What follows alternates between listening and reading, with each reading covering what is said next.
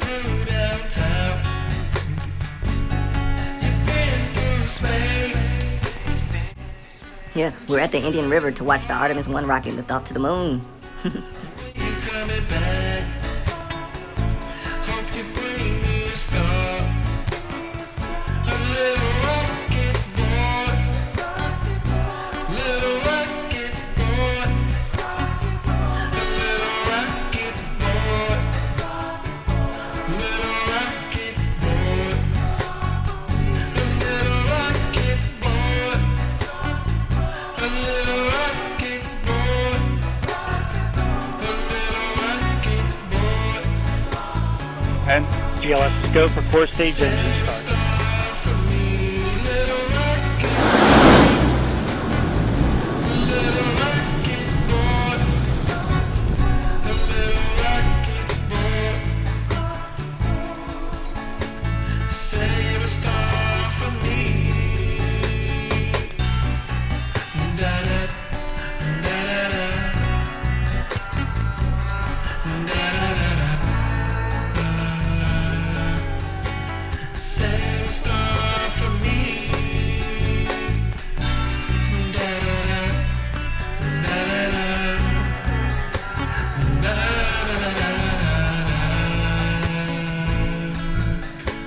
Save a star for me, little rocket boy. A little rocket boy. A little rocket boy.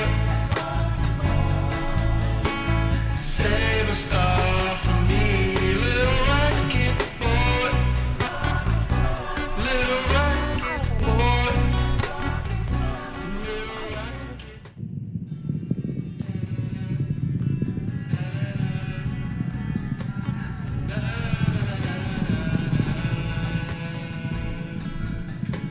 Save a star for me, little rocket. Today's burn will occur with the orbital maneuvering system, or OMS engine, which has been used several times already in Orion's flight. The OMS engine is located on the bottom of the service module and is the largest engine aboard Orion. It can provide 6,000 pounds of thrust and is equipped to help steer the spacecraft and can be used in some abort cases if necessary to safely return Orion to Earth. Now, today's burn will last for 2 minutes and 30 seconds, but the OMS engine can fire for up to 16 minutes. Again, if you're just joining us, you are looking at a view from the solar array wing or SAW camera onboard the Orion spacecraft, which is 5 days into its mission, just 1,400 miles away from the moon. We'll continue to see the moon grow larger in the frame here in the next couple of minutes before we do lose signal from Orion as it flies behind the moon.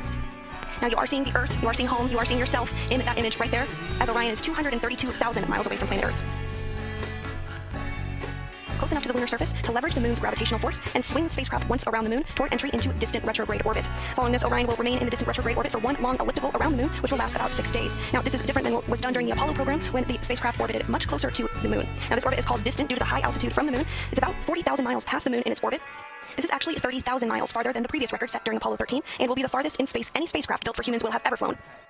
This orbit is called retrograde because Orion will travel around the moon opposite the direction the moon travels around Earth. Distant retrograde orbit provides a highly stable orbit where little fuel is required to stay for an extended trip in deep space and allows the opportunity to put Orion's systems to the test in an environment far from Earth. We are now less than 2 minutes away from our anticipated loss of signal as Orion travels behind the moon. We are the everything, space human king and queen, what a dream. I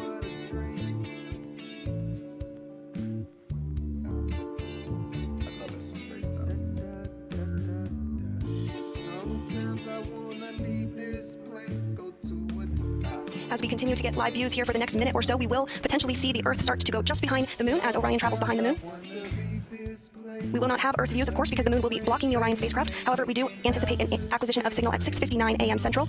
It's about a 34-minute loss of signal, at which point we hope to regain communications with the spacecraft. are the everything, space human king and queen, what a dream.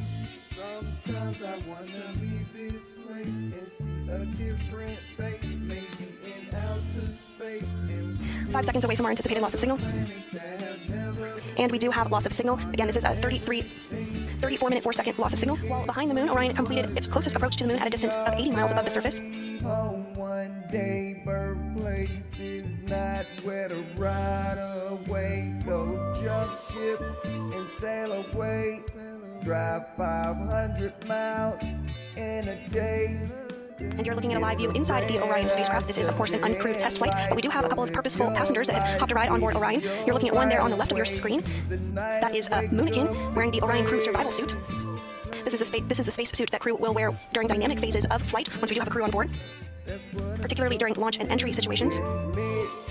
Literally everything, smoking on hybrids, making my eyes pinch. Need some water, cause my throat needs a nice. The OX, or Orion Crew Survival Suit, can help keep astronauts alive if Orion were to lose cabin pressure during the journey out to the moon. The OX is equipped to up to 6 days of life support systems as the crew makes their way back to Earth. And as part of this uncrewed test flight, there's a variety of sensors and data that will be pulled from the Orion Crew Survival Suit to inform further design ahead of crewed flight test as part of Artemis 2. Sometimes I want to leave this place and see a different face, maybe in outer space.